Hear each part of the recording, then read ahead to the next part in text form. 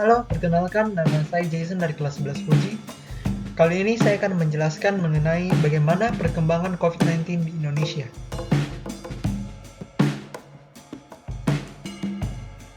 Dunia kini menghadapi keadaan darurat.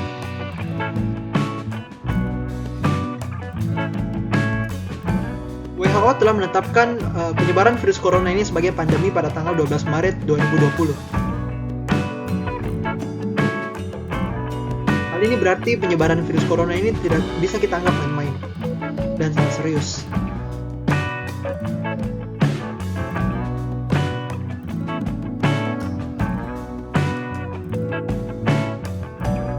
Sejak pertama kali muncul di Wuhan, China pada bulan Desember 2019,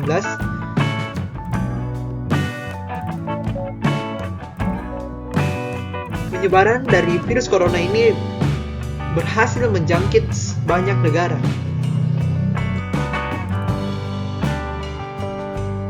Tidak terkecuali Indonesia. Lalu, bagaimanakah keadaan corona di Indonesia? Menurut data yang terkumpul pada tanggal 8 April 2020, ada 2.956 orang yang terkonfirmasi corona, dengan 222 orang sembuh dan 240 orang meninggal di seluruh wilayah Indonesia. Lalu, bagaimana dengan kasus pertama corona di Indonesia? Dicek, dan tadi pagi saya dapat laporan dari Pak Menkes bahwa ibu ini dan putrinya positif corona. Demikian statement yang dikeluarkan oleh Presiden Jokowi yang mengumumkan bahwa ada 2 orang yang sudah terinfeksi corona di wilayah Indonesia pada tanggal 2 Maret 2020.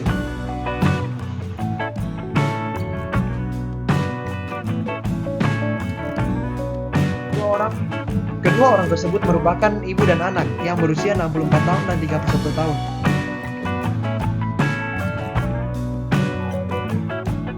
Memang awalnya hanya 2 orang, namun perlahan-lahan kasus corona di Indonesia bertambah banyak penderitanya. Hingga kasus ini menjadi meledak di Indonesia.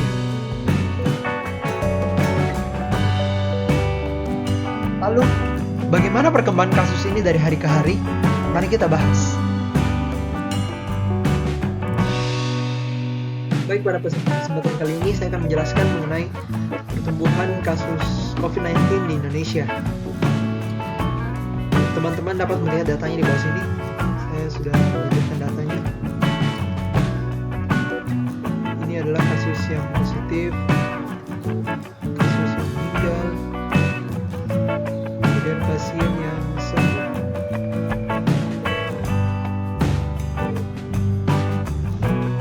Namun saya akan menjelaskan dengan grafik supaya teman-teman bisa lebih paham dan mengetahui bagaimana peningkatannya.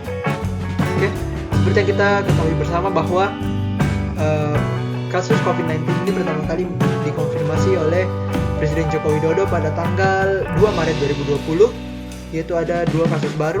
Kasus pertama di Indonesia yang dialami oleh ibu berusia 64 tahun dan anak 31 tahun. Kemudian bertahan hingga beberapa hari, dan kemudian pada tanggal 6 ada peningkatan sebanyak 2 orang menjadi 4 orang kasus positif, bertahan pada tanggal 7, dan kemudian ada peningkatan lagi pada tanggal 8 hingga menjadi 6 kasus positif corona. Kemudian mari kita lanjut ke minggu selanjutnya. Terakhir kita mengetahui bahwa tanggal 8 itu ada kasus positif sebanyak 6 orang. Kemudian pada tanggal 9 ada peningkatan 13 orang hingga menjadi 19 orang, 19 kasus positif terkonfirmasi corona. Peningkatan sebanyak 8 orang hingga menjadi 27. Kemudian peningkatan 7 orang ditambah dengan 1 orang meninggal dan 2 orang yang sembuh. Kemudian angka ini bertahan keesokan harinya dan terjadi peningkatan cukup tajam di sini. Kita lihat bahwa ada 35 orang yang positif corona, penambahan sebanyak 35 hingga menjadi 69 total positif corona di Indonesia. Sementara itu kasus meninggal bertambah 3 orang dan pasien yang sembuh bertambah 3 orang juga, hingga menjadi 4 meninggal dan 5 sembuh. Kemudian pada tanggal 14 terjadi peningkatan sebanyak 27. kasus positif dan kasus meninggal bertambah 1 dan kasus sembuh bertambah sebanyak 3 orang hingga menjadi 5 orang meninggal dan 8 orang sembuh. Kemudian ada peningkatan sebanyak 21 orang pada keesokan harinya. Kasus positif hingga menjadi 117 kasus positif terkonfirmasi corona dan angka meninggal dan sembuh bertahan pada hari ini. Baik, nanti kita lanjut ke buku selanjutnya. Itu pada tanggal 15 Maret kita mengetahui bahwa ada 117 positif, 5 meninggal dan sembuh, peningkatan menjadi 134 positif, 5 meninggal dan 8 sembuh pada keesokan harinya. Kemudian pada tanggal 17 ada peningkatan 172 orang positif, 5 meninggal dan 9 sembuh. 227 terkonfirmasi positif, 19 orang meninggal dan sembuh sebanyak 11 orang. Hari ini merupakan yang pertama kalinya dalam Indonesia dalam menghadapi corona di mana kasus meninggal itu lebih tinggi dibanding kasus sembuhnya. Kemudian pada tanggal 19 Maret ada peningkatan menjadi 309 orang kasus positif, 25 meninggal dan 15 sembuh. Kemudian keesokan harinya 369 positif, 32 meninggal dan 17 sembuh. Keesokan harinya ada 450 orang positif, 38 meninggal dan 20 sembuh. Keesokan harinya ada 514 positif, 48 orang meninggal dan 29 orang sembuh.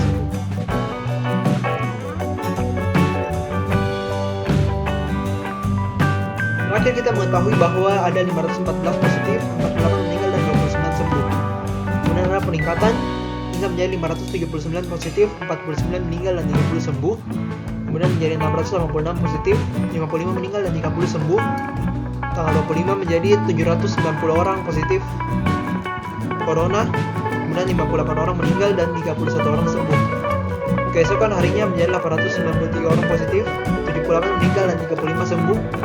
Keesokan harinya menjadi 1046 menembus angka 1000. Positif meninggal sebanyak 87 orang dan sembuh sebanyak 46 orang. Keesokan harinya bertambah 1155 dan 1275 pada tanggal 29 dengan kasus meninggal sebanyak 114 dan sembuh 64 orang.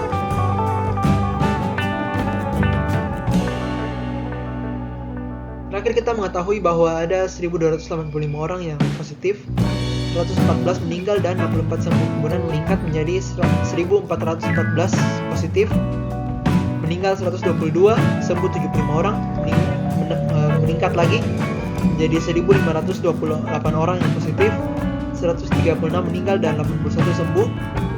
Kemudian menjadi 1677 positif, 157 meninggal dan 103 yang sembuh.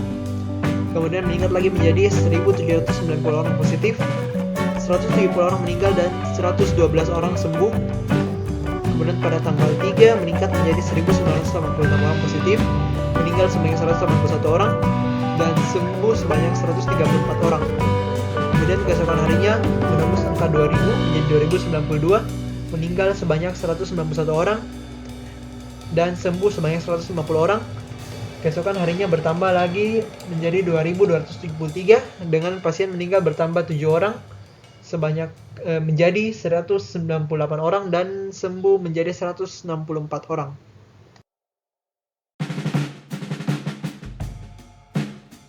Terakhir kita mengetahui bahwa ada 2273 orang yang positif, meninggal sebanyak 198 orang, sembuh sebanyak 164 orang. Kemudian ada peningkatan hingga menjadi 2491 orang positif, meninggal 209 orang, sembuh 192.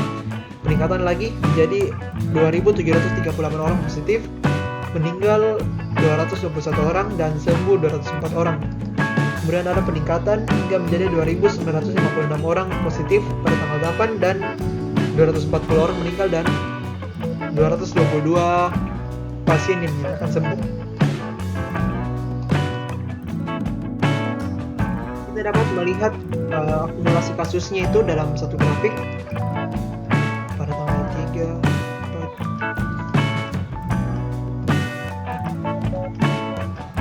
Ini sudah mulai ada peningkatan cukup tajam pada kasus positif.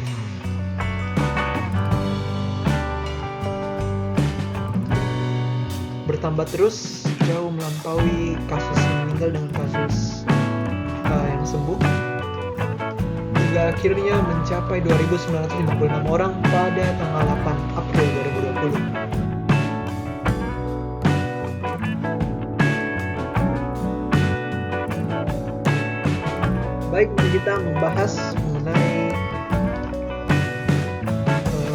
peningkatan kasus positif COVID-19 di Indonesia. Jadi dari grafik yang sudah saya tampilkan ini, kita bisa mengetahui bahwa peningkatan tertinggi terjadi itu sebesar 247 orang, yaitu dari tanggal 6 sampai tanggal 7 April 2020. Peningkatan sebesar 247 orang. Nah, mengenai rata-ratanya, rata-ratanya peningkatan per hari dari tanggal 1 hingga ke tanggal 8 itu yaitu sekitar 77,7 peningkatan per hari.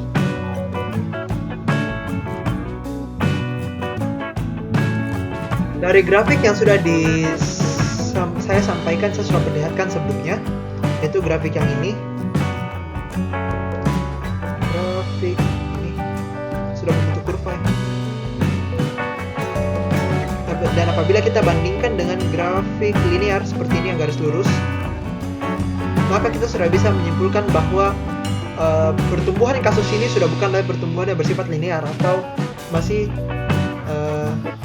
bentuk garis lurus, tapi ini sudah merupakan kurva atau pertumbuhan eksponensial.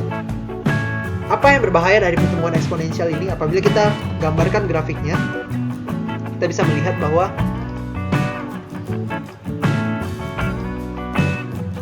dengan ini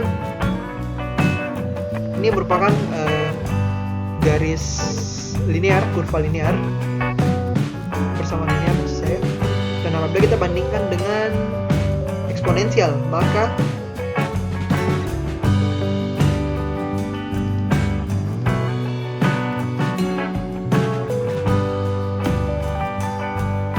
sudah jelas kita akan lebih memungkinkan sangat berbahaya ini kasus corona ini, karena pertumbuhannya eksponensial itu akan cenderung membuat jumlah kasusnya tambahannya itu bertambah sangat banyak dalam waktu yang relatif singkat. Ini mengenai peningkatan pasien meninggal, yaitu peningkatan tertinggi sebanyak 21 orang itu dari 21 Maret ke 1 April. Maksud saya 31 Maret ke 1 April. Itu sebanyak 21. Ini dengan rata-rata sebesar 6,3 peningkatan per hari.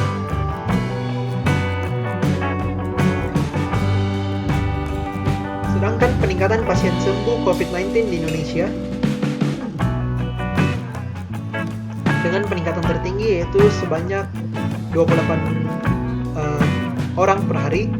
Tertinggi itu 5 April sampai 6 April, yaitu dari sini ke sini sebanyak 28 dengan rata-rata peningkatan 5,8 peningkatan per hari.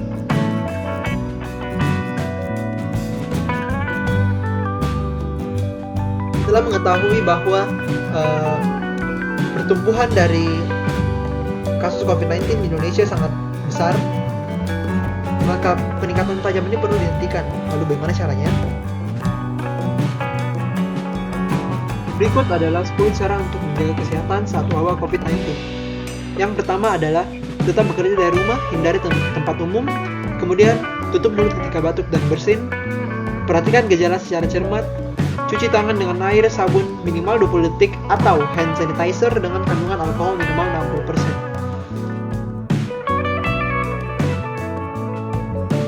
Beristirahat yang cukup dan minum air putih yang cukup.